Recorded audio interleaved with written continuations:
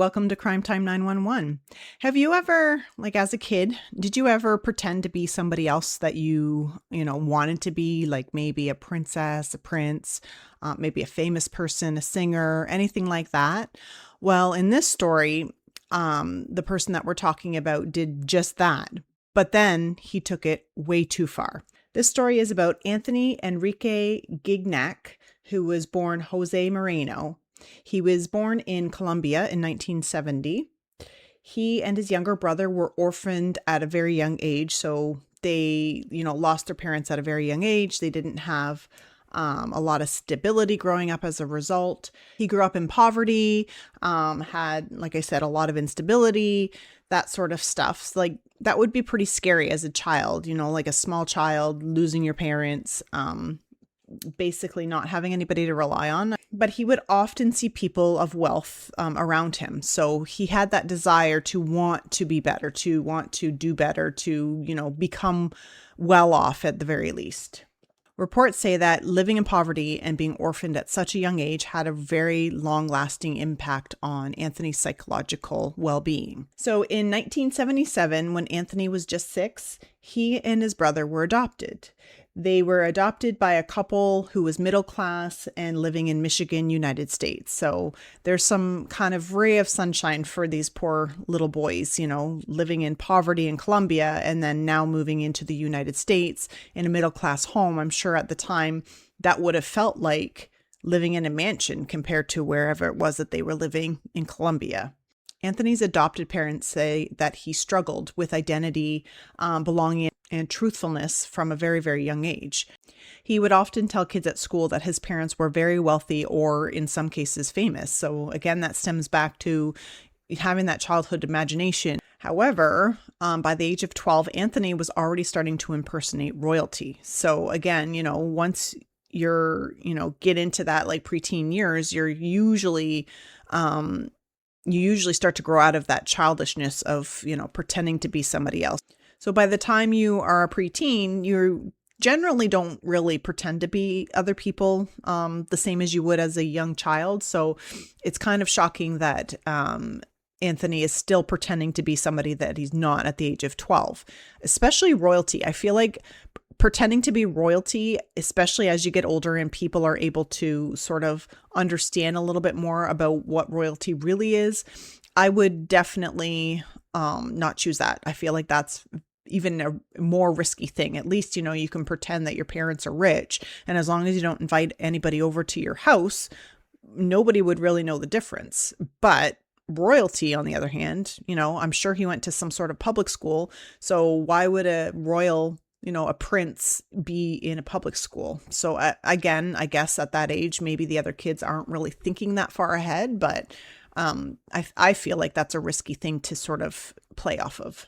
In one of the reported earliest instances that Anthony apparently pretended to be the son of a Saudi prince, he used it at a Mercedes dealership. He convinced them that he was the son of a prince, and they let him test drive a car. Like, Mercedes are not cheap. So I'm sure he was probably in his late teens, early 20s. That's risky to have somebody that young test driving such an expensive car without, a guardian or somebody a little bit more experienced around. So I guess he was really convincing to be able to, pull that off. So from that point on, he would continue to use the same persona for over 3 decades. That's a long time to pretend you're a prince, basically.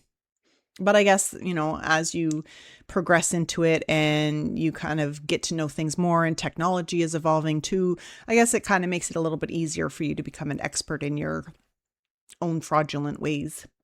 So starting in the 1980s, during Anthony's teen years and into his early adulthood, he would be involved in scams involving impersonations, theft, and fraud.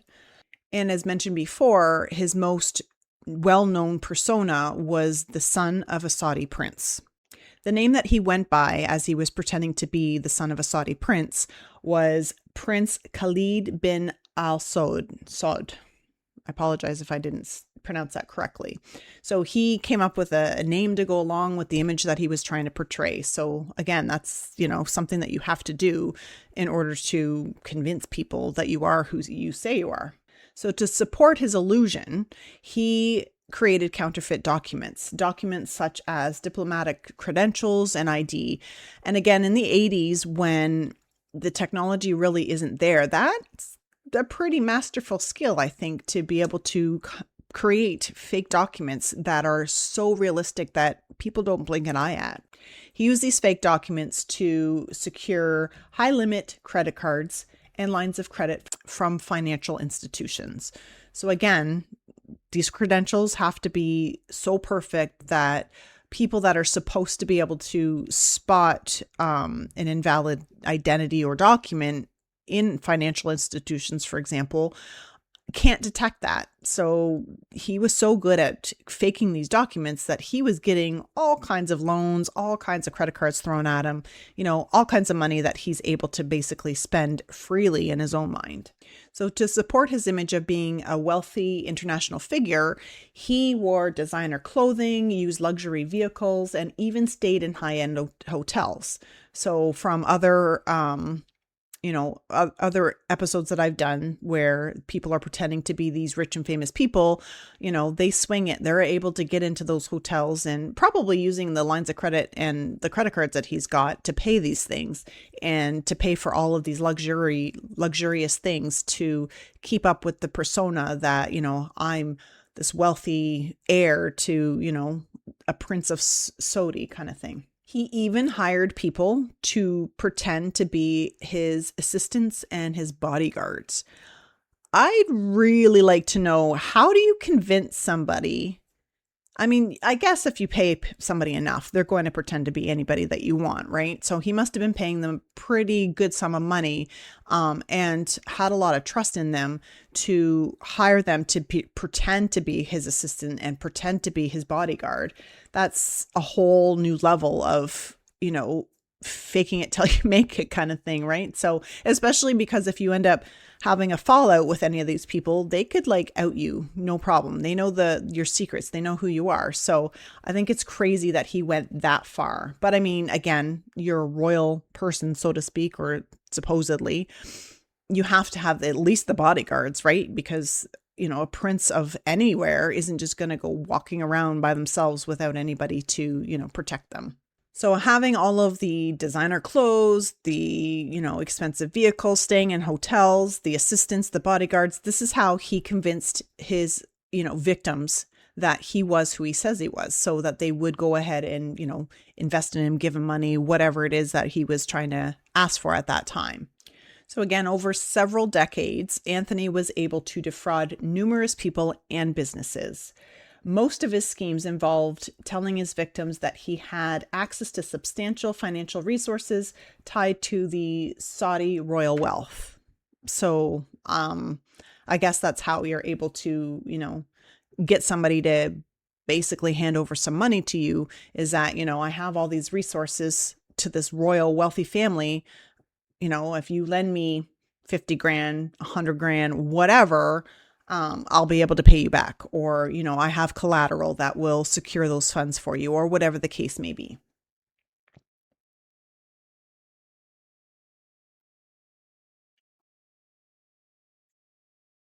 His targets were investors, business owners, and other professionals.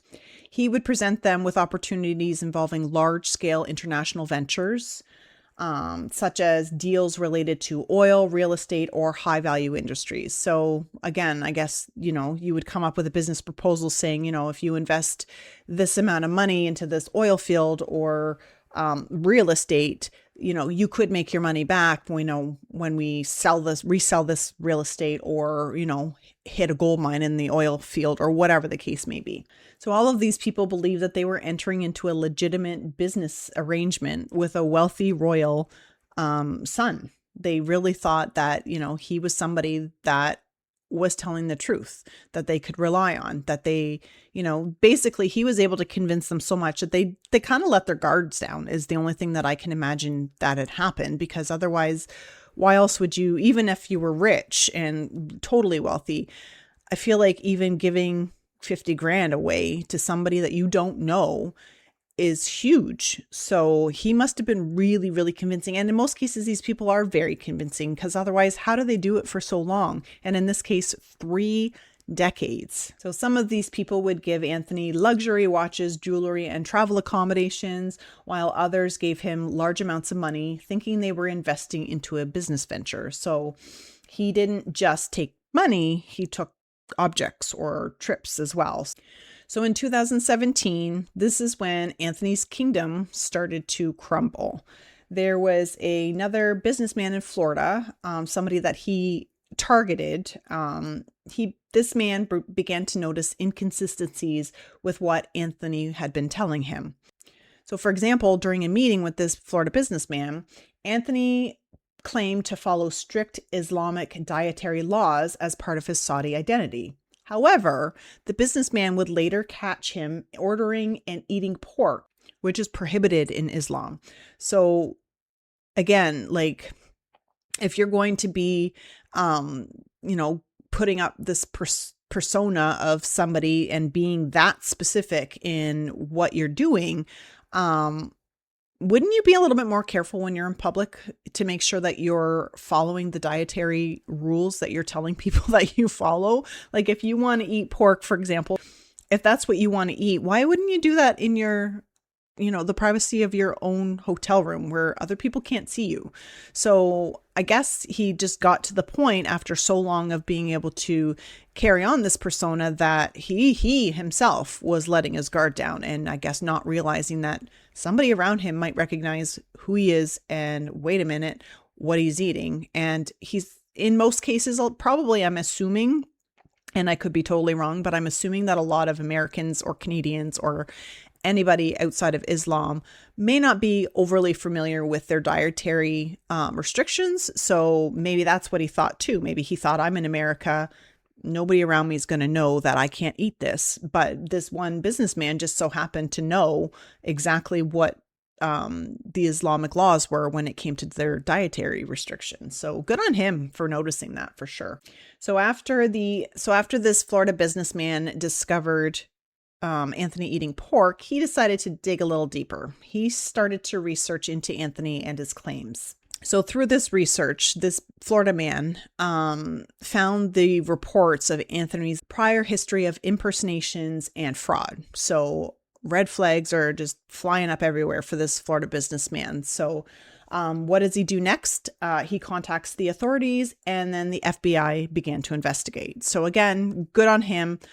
Sucks that it took 3 decades for somebody to finally catch on, and that so many people were, conned out of all kinds of, jewelry, trips, money, whatever. But also good that somebody finally said, wait a minute, something doesn't feel right here. So during the FBI's investigation, they gathered all sorts of evidence of Anthony's crimes, including financial records, communications with victims, and documentation related to his false identity. The investigation confirmed that Anthony had been deceiving individuals and institutions for an extended period of time. Anthony was then arrested in 2017. The total financial losses exceeded $8 million US. So that's huge. His victims included at least 26 investors from various countries. So I guess, having multiple victims from various countries, that might have been how he was able to carry this on for so long, because he's not sticking to one specific country to raise too much suspicion. He's sort of scattering it all around. So that makes more sense on how he was able to proceed with, this persona for 3 decades, basically. Anthony was charged with multiple federal offenses, including wire fraud, impersonating a foreign diplomat, and aggravated identity theft. In 2019, Anthony pled guilty to these charges. During the court proceedings, the prosecutors presented evidence that showed the scale and duration of Anthony's fraudulent activities. They also presented the financial harm that he caused his victims, which that's a very important part, because these poor people were unwittingly trusting somebody that was taking, but at the end of the day, not giving anything as promised. The court would also take into consideration Anthony's extensive criminal history. So that's another good thing, that, they're not just taking into consideration anything that happened recently at that time, but they're taking in the whole picture of when he started at the Mercedes dealership all the way up until he was caught in 2017. In 2019, Anthony was sentenced to 18 years in federal prison. So 18 years in federal prison, I feel like still isn't enough. Like, it's a long time, I guess, for just, fraud, but I don't know. I feel like if he's still well enough or able to, when he gets out, he's just probably going to start over again maybe not as a Saudi prince, but maybe as something else. But who knows? Hopefully, 18 years in prison, smartens him up, teaches him a lesson. I guess time will only tell. So in addition to the 18 years in federal prison, Anthony was also ordered to pay approximately $8 million in restitution to his victims. So that's the story of Anthony, the fake Saudi prince. What do you think about this case? What do you think the victims could have been thinking at the time? What do you think Anthony could have been thinking at the time? Leave all your thoughts in the comments below. And don't forget to hit that subscribe button so you don't miss an episode. Thank you for watching Crime Time 911. Stay safe, stay curious, and remember to always trust your gut.